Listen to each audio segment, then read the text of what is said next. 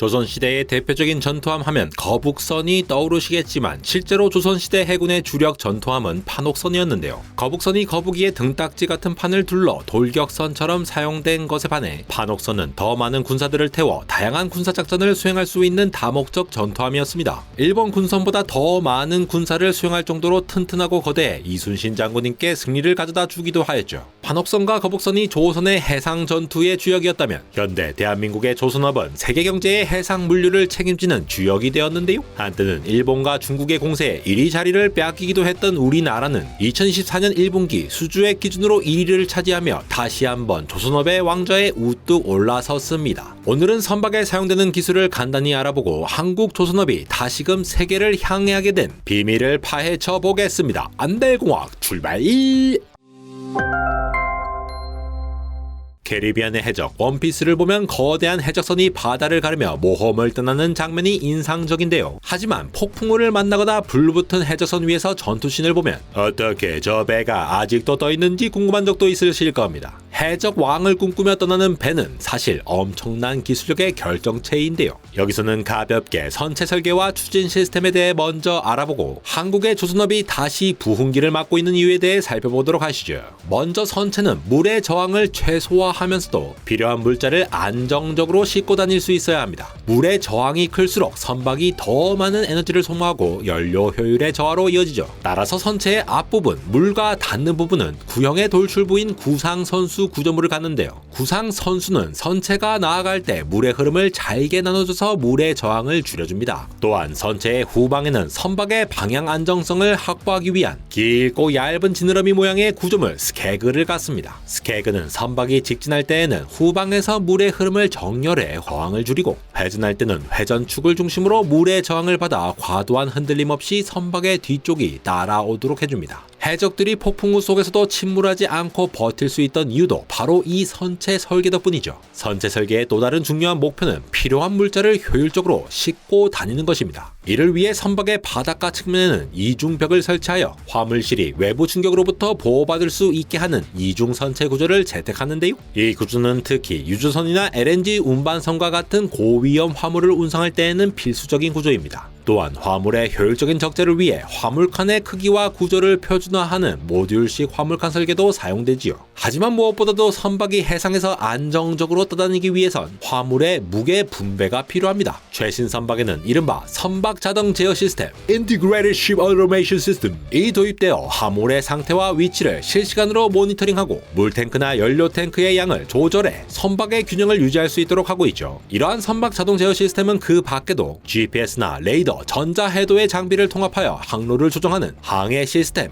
엔진과 추진기를 제어하며 선박의 속도와 방향을 관리하는 추진 시스템, 전기 공급과 배전을 조절하고 장비에 안정적으로 전원을 공급하는 전력 관리 시스템을 더 포함하는 선박의 다양한 운영을 통합 관리하는 첨단 시스템입니다. 한편 결국 선박이 원하는 속도로 움직이기 위해서는 바다를 가로지르기 위해서는 힘, 추진 시스템이 필요한데요. 과거의 배는 커다란 돛을 이용해 바람을 받아 항해하였지만 현대에는 엔진의 힘으로 프로펠러, 추진기가 구동하며 물속에서 추진력을 일으킵니다. 선박 엔진은 크게 내연기관 엔진, 디젤 엔진과 비교적 최근 주목받고 있는 전기 추진 엔진으로 나뉘는데요. 내연기관 엔진은 가장 일반적으로 사용되어 온 연료를 연소시켜 만든 피스톤 운동의 힘으로 추진력을 발생시키는 엔진으로 연료는 주로 디젤이 사용되어 왔죠. 최근에는 국제해사기구를 비롯한 친환경 엔진에 대한 전 세계적 요구가 거세지는 만큼 기존 디젤 엔진보다 유해물질 배출이 적고 연료 효율이 높은 액화 천연가스 LNG를 함께 사용할 수 있는 이중연료 엔진이나 LNG 전용 엔진이 사용되기도 합니다. 한편 전기 추진 엔진은 배터리나 연료 전지로 생성된 전기로 전기 모터를 구동시키는 엔진입니다. 한편 추진기는 회전 날개, 블레이드를 돌려 물을 뒤로 밀어내면서 추진력을 생성하는데요. 이러한 힘의 반작용으로 선박은 앞으로 나가게 되죠. 추진기는 주로 블레이드의 각도, 크기, 회전 속도 등 여러 요소에 따라 구분됩니다. 지금까지는 선체 설계와 추진 시스템에 대해 가볍게 알아보았는데요. 그렇다면 오늘의 찐 주제, 한국 조선업이 다시 부흥하게 된 이유를 가로질러 보겠습니다. 한중일은 전 세계 선박 수주량을 나눠 갖는 탑3의 국가입니다. 그리고 올해 봄 국내 조선업이 중국을 제치고 3년 만에 선박 수주 1위를 탈환하였다는 소식이 들려왔는데요. 수주량을 기준으로는 여전히 중국에 못 미쳤지만 LNG선과 같이 대당 가격이 비싼 고부가가치 선박을 많이 수주했던 덕에 수주액 기준으로는 중국을 앞지를 수 있었던 것이죠. 한국은 2000년대에 일본을 제치고 세계 1위를 차지하였지만 2008년 금융위기의 영향으로 선박 발주가 끊기자 고유가의 파도에 올랐다 원유 시추선, LNG 저장 시설과 같은 해양 플랜트 부분에 올인하다 속수무책으로 떨어지는 파도, 아니 유가와 함께 그동안 수주했던 해양 플랜트 부분에 엄청난 적자를 떠안게 되면서 아주 오랫동안 거대한 수렁에 빠졌었는데요. 그러다가 2020년 의외의 기회가 찾아왔습니다. 바로 기후변화와 코로나였는데요. 기후변화를 막기 위해 국제해사기구가 2050년까지 온실가스 배출을 넷제로로 줄이는 목표를 설정해버린 데다 선박이 이동할 때 배출되는 탄소 배출량을 기준으로 새로운 선박과 기존 선박 모두에 대해 탄소 배출량 저감 의무가 부여되었던 것입니다. 따라서 많은 선박들이 엔진의 출력을 줄이는 저속 운항과 최적 운항 경로로도 대응하려 했지만 이러한 의무는 연료 소모량을 토대로 한 탄소 배출량에 대하여도 적용되는 데다 미 이행 시 자칫하면 선박이 폐선될 우려까지 있게 되면서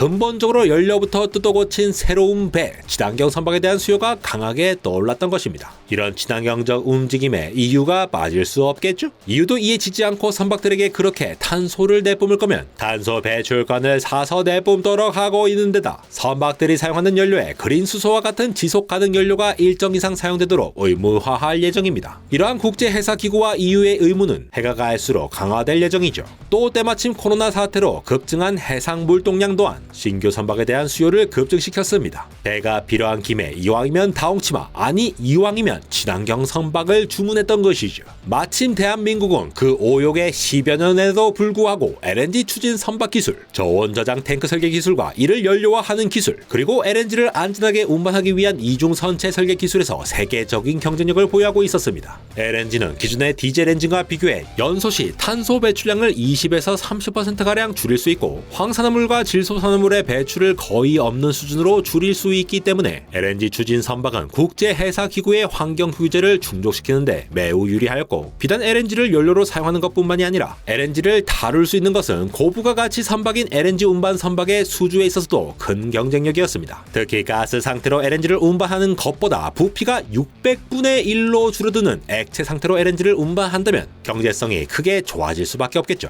한국은 영하 162도씨 이하의 초저온 환경에서 액화된 천연가스를 안정적으로 저장하는 기술과 그리고 마치 공기가 어느 정도 수분을 보유하고 있듯 저장 탱크 안에서도 자연스레 조금씩 기화되는 LNG 보일 오프 가스를 그냥 버리지 않고 압축기를 통해 재연료화하는 기술까지 보유하며 친환경뿐만 아니라 에너지 효율성까지 꽉 잡았던 것이죠. 여기까지 왔을 때 여러분은 어렴풋이 은근히 선박에도 종류가 있다는 사실을 눈치채셨을 겁니다. 당연히 우리나라가 모든 선박 종류에서 선두를 하는 것은 아니라는 점까지도요. 세계를 누비며 전 세계 경제를 연결하고 있는 선박들은 크게 벌크선, 탱커, 컨테이너선, LNG선, LPG선으로 나뉠 수 있습니다. 우선 벌크선은 철광석, 석탄, 곡물 같은 대량의 벌크 카고, 건화물을 운반하는 선박입니다. 거대한 적재 공간을 가지고 있어 한 번에 많은 양의 화물을 운반할 수 있죠. 건화물을 쌓아 옮기기만 하면 되기 때문에 구조도 단순하고 특별한 기술력을 필요로 하지 않지만 해상 물류의 근간을 이루는 중요한 선박으로 전 세계 물동량의 상당 부분을 차지하고 있습니다. 또 우선에 대한 환경 규제 비용이 높지 않기도 하고 폐선량이 극히 적어 인도되는 족족 선박 해파를 늘리고 있기 때문에 조선업 관점에서는 크게 기대되는 수요는 아닙니다. 다음으로 탱커는 원유, 석유 제품, 화학 제품 등을 운반하는 선박입니다. 특히 초대형 원유 운반선 VLCC는 워낙 용량이 거대하기도 하고 원유 자체도 고가의 화물인데다 원유의 유출은 해양 환경적으로도 큰 문제를 발생시키기 때문에 여러모로 기술의 집약이 요구되는 선박입니다. 컨테이너선은 컨테이너를 실어 나르는 선박으로 전 세계 무역량 무게 기준의 16%가 컨테이너선을 통해 운반되지만 무역액 기준으론 60%가 컨테이너선을 통해 운반되는 그 규모가 정말 놀라울 따름입니다. 특히 한 번에 수천 개의 컨테이너를 실을 수 있는 초대형 컨테이너선은 고부가 가치 선박으로 분류되는데 자동 항해 시스템과 같은 여러 첨단 시스템이 적용되고 있어 건조 비용이 높고 고도의 기술력이 요구됩니다. LNG선은 액화 천연가스를 운반하는 선박으로 앞서 말씀드린 대로 초저온 상태에서 천연가스를 저장하여 운반해야 하는 고부가 가치 선박입니다. 마지막으로 LPG선은 액화 석유가스를 운반하는 선박으로 전 세계의 가정과 산업용 에너지를 공급하는 데 중요한 역할을 하고 있습니다. 고부가 가치 선박은 건조 비용이 높고 기술적 난이도가 높아 조선업계에서는 중요한 수익원입니다. 우리나라는 올 상반기에 카타르발 LNG선의 집중 수주와 함께 LPG선 초대형 원유 운반선을 수주하며 수주량이 전년 동기 대비 33.5% 증가한 715만 CGT를 달성하였습니다. 여기서 CGT는 선박 건조 난이도를 고려해 환산한 톤수입니다. 특히 1분기의 경우 CGT를 기준으로 전 세계 수요의 43.4%인 449만 CGT를 수주했죠.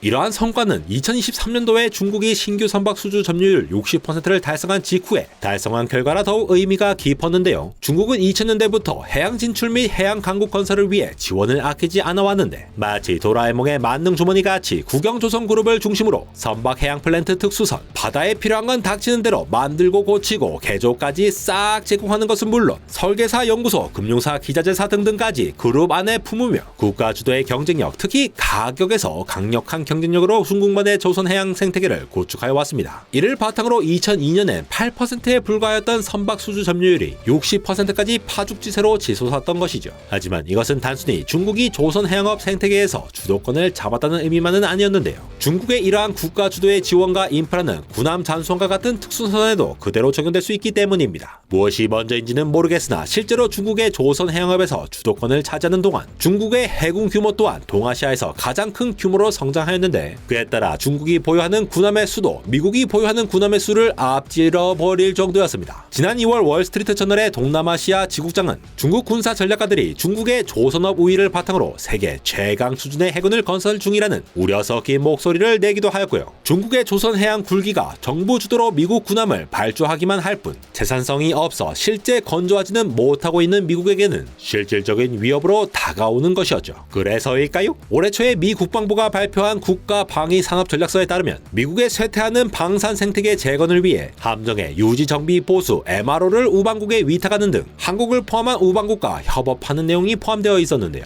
이뿐만 아니라 지난 5월에는 미국의 무역 정책을 담당하는 정부기관 미 무역대표부 USTR이 중국의 불공정 무역 관행을 문제 삼아 조선업 등에 대한 무역법 위반 조사를 시작했다는 소식이 전해지며 반도체와 2차 전지에서만 들려오던 것 같던 미중 무역 갈등이 조선업에까지 퍼지는 모양새죠. 실제로 중국이 불공정 무역 관행으로 판단되는 경우 미국은 광범위한 영역에서의 보복, 중국산 선박에 관세를 부여하거나 중국에서 건조된 선박의 입항을 제한하는 등의 무시무시한 조치까지 시행할 수 있습니다. 한국 조선업의 새로운 기회가 찾아온 것처럼 보이네요. 실제로 최근 우리나라의 하나오션이 미 해군 군함 유지 정비 보수 MRO 계약을 따내면서 지난 9월 4일 우리나라 거제도에 미 해군 군함 윌리 시리가 입항하며 연 20조 원 규모의 미 해군 함정 유지 정비 보수 시장, 나아가 연 80조 원 규모의 전체 선박 유지 정비 보수 시장까지 겨냥하는 포문이 활짝 열렸습니다. 오늘은 한국의 조선업이 어떻게 다시 부흥의 깃발을 올렸는지 살펴보았는데요. 유가가 치솟으며 황금알을 낳는 거위로 여겨졌던 해양 플랜트 산업이 한순간에 조선업을 나락을 빠뜨린 것처럼 오늘도 눈앞에 하입에 일희일비하지 않고 묵묵히 지식과 기술을 연마하며 언젠가 올 반등의 기회에 올라타고 싶은